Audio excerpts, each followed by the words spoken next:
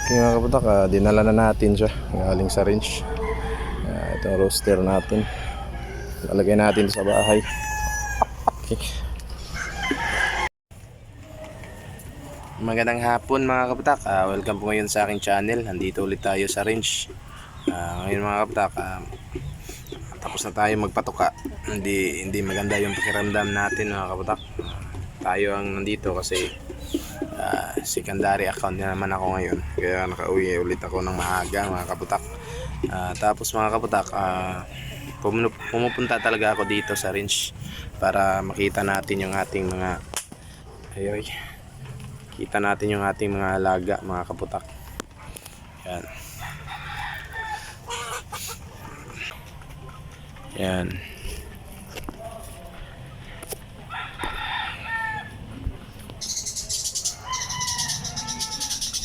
Yan, nandito na mga kaputak yung ating mga alaga. Nakapunta ulit dito yung Rhode Island mga kaputak. Kumasta na naman siya ulit sa isang hen dyan.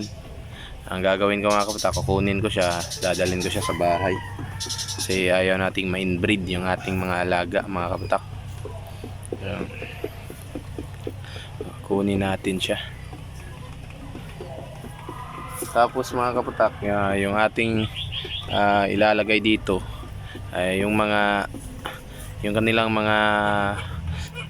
yung mga rooster natin doon, yung mga matatanda na, kasi mga bata pa kasi itong mga hen dito, ay papares natin sa matanda doon mga kaputak. Ayan, dito natin lalagay yung mga breeders natin na rooster. Tapos itong hen doon sa kabila naman sa bahay. Yan mga kaputak. Itong Rhode Island gagawin natin doon, mas bata pa kasi ito gagawin natin doon, natin nilalagay para sa ating mga breeders. Yan.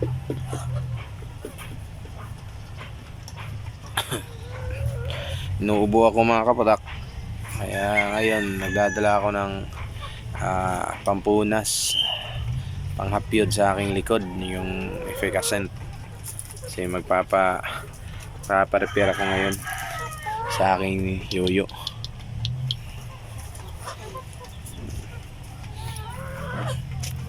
Lumalaki na mga kaputak. Tapos yung mga rooster, available tong mga rooster natin mga kaputak. Anytime pwede kayong pumunta dito, gusto nyong bumili. Pero yung mga hen mga kaputak,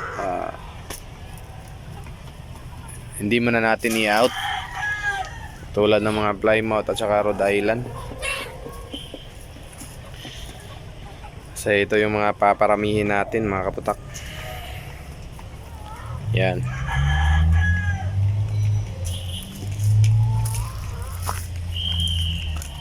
Yan mga kaputak ko. Yung pinakain na naman natin sa kanila ngayon mga kaputak is yung tirang kanin at saka yung feeds. Isang taka lang ng feeds yung nilagay ko sa kanila. Mas nakakatipid na kami ngayon mga kaputak kasi yung mga bahaw sa bahay, yung mga tirang kanin, ipinapatuka na namin dito, hindi na namin itinatapon. Sinabi ko si Kapapa, kumakain sila ng mga tirang kanin at mga damo-damo, kaya yun mga kaputak, yung mga tirang kanin sa bahay dito na namin pinapatuka sa aming mga alaga. Medyo nalinisan na din natin dyan mga kaputak ko nung nagsunog tayo. Nawala na yung mga madaming basura. Yan. Medyo malinis na din yung range.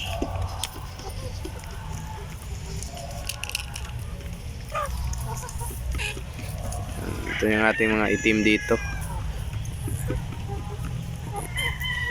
Ititira natin dito yung mga inahin lang, yung mga rooster.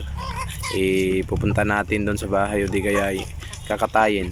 At for sale naman ito mga kaputak, pwede kayong kumuha nito.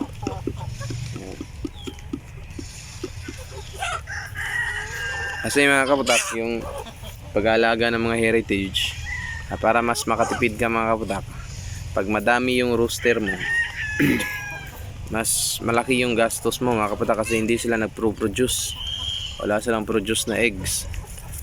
Yung mga hen lang iiwan natin kasi pag madaming rooster, dumadami yung expenses mo sa patokaan nila.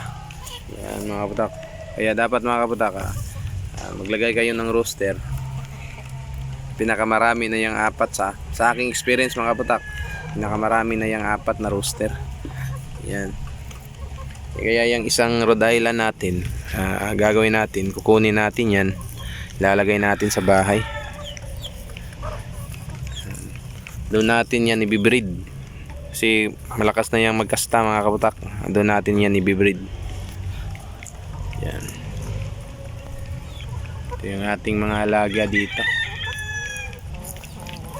Anti-stress talaga mga kaputak. At saka nakakawala ng pagod. Kakagising ko lang. Tapos sabi ni Papa, malapit na mag alas 4. Kaya pumunta na ako dito mga kaputak. Diretso tayo dito. Tayo nagpapatoka.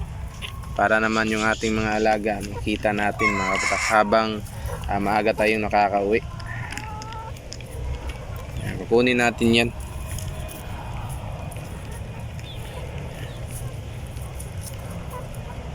Yan.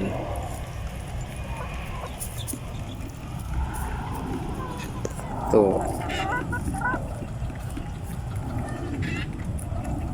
Maraming hen din tong itim mga kaputak, pero meron 3 rooster. Atin yang kukunin.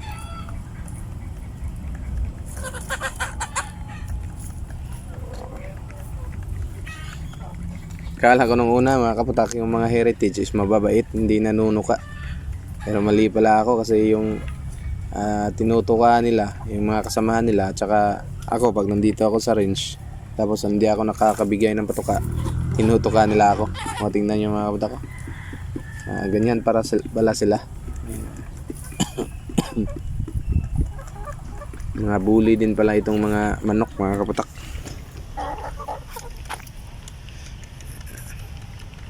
Yan.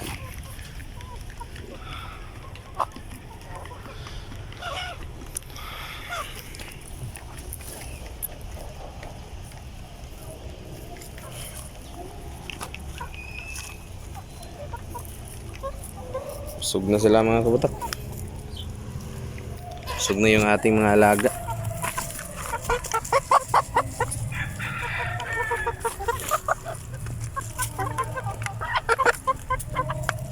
Practice na natin silang maganyan para magpakasta na sila. Meron 3 rooster dito, 4 pala.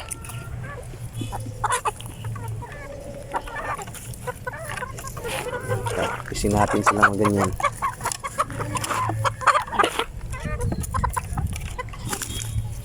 Yan.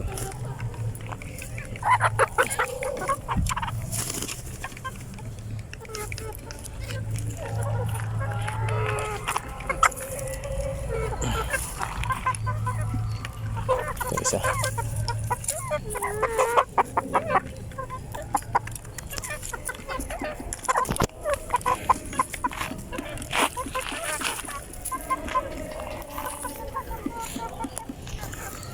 Yun na mga kaputak, happy farming po sa lahat. God bless you all.